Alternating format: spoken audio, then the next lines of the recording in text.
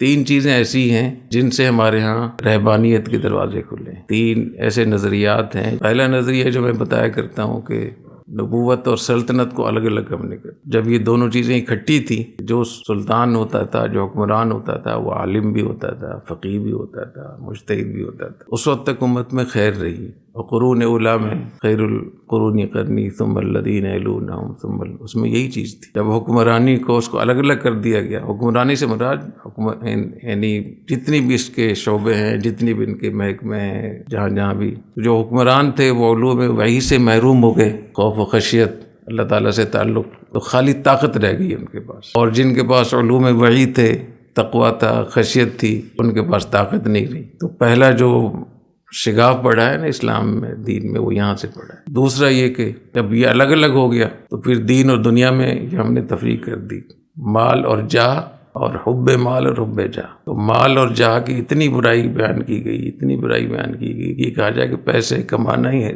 صحیح نہیں ہے، اور جتنا اپنے آپ کو دور رکھیں گے دور رکھیں گے۔ تو اور رہبانیت کیا ہے پھر؟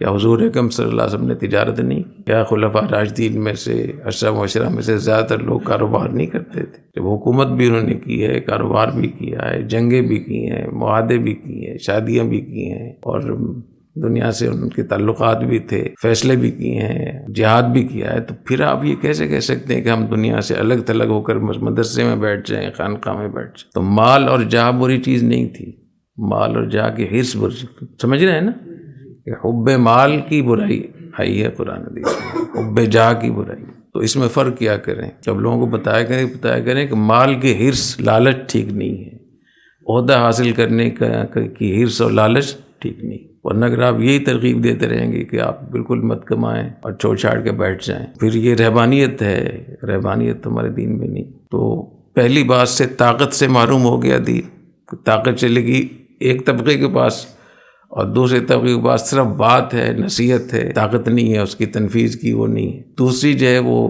مالی اعتبار سے، اقتصادی اعتبار سے جو اسلام کو قوت مل سکتی تھی وہ وہاں سے کمزور ہو گئی۔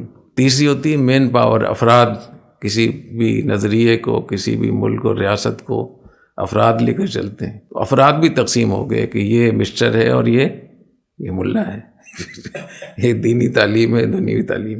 تو وہاں سے اب افراد، تو تین مرتبہ دین جو ہے وہ طاقت سے معلوم ہو گیا۔ ایک حکمرانی اور اس میں جو فرق ہم نے کیا، دوسری دنیا اور وہ جو ہم نے فرق کر دیا دنیا کی محبت میں اور دنیا میں، اور تیسری افراد۔ تو افراد بھی نہیں ہے، پیسہ بھی نہیں ہے، طاقت بھی نہیں ہے۔ وآخر دعوانا الحمدللہ رب العالمین۔ بات سمجھ لیں؟ اور فرمایا کہ لن یصلح آخر هذه الامة الا بما صلح به اولها۔ امام مالک رحمۃ اللہ علیہ قول ہے، یہ امت جب ٹھیک ہوگی، اس کا آخر جب ٹھیک ہوگا جب کہ پہلے کی طرف ہم لوٹیں گے۔ تو یہاں جامع الرشید میں ان تینوں چیزوں کو لوٹانے کی کوشش ہو رہی ہے۔ یہ بھی ہماری ذمہ داری ہے۔ آپ کو کمشنر بھی بننا چاہیے، آپ کو جرنیل بھی بننا چاہیے، آپ کو وزیر بھی بننا چاہیے، آپ کو کاروباری بھی رہنا چاہیے، آپ کو پروفیسر بھی بننا چاہیے۔ جو بھی دنیا میں ایسی جگہیں جہاں سے طاقت، حیثیت حاصل ہوتی ہے، تو وہ دین کو آگے دینا چاہیے۔ تو تین چیزیں یاد رہیں گی نا۔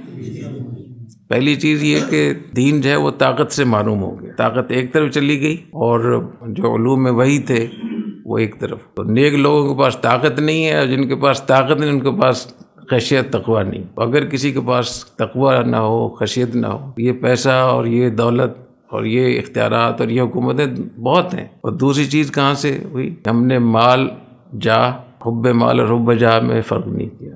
مال اور جاہ کی اس طریقے سے برائی بیان کی، حالانکہ مال اور جاہ کی برائی نہیں تھی۔ اس کی وجہ سے جو دیندار لوگ تھے وہ اس سے دور ہوتے چلے گئے، اور وہ سارے اہم جگہ ہم نے ان فساق و فجار کے لیے، ان کے لیے خالی کر دی۔ اور اب ہمارا کام ہے چیختے چلاتے رہنا، احتجاج کرنا۔ تو احتجاج کے لیے تو ہم پیدا نہیں ہوئے۔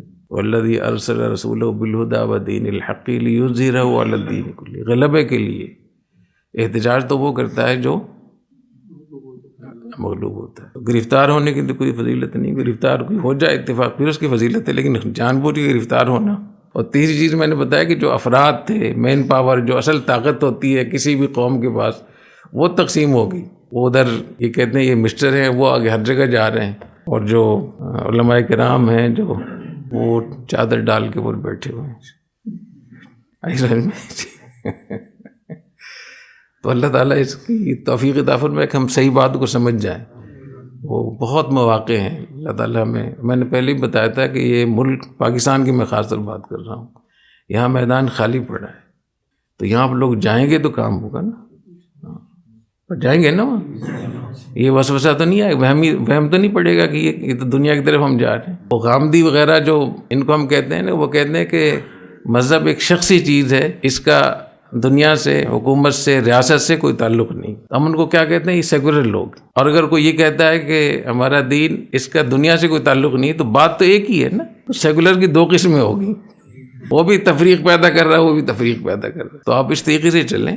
ایک جو حضور اکرم صلی اللہ علیہ وسلم کی جو ختم نبوت ہے، جو آپ کا دین ہے، اس کو لے کر خود بھی سمجھیں اور لوگوں کو سمجھائیں، اور اگر لوگ نہ سمجھیں تو لڑیں نہیں، فتوے بھی نہ لگائیں، پیار محبت سے. سبحانک اللہم و بحمدک، اشہد ان لا الہ الا انت، استغفرک و اتوب الیک.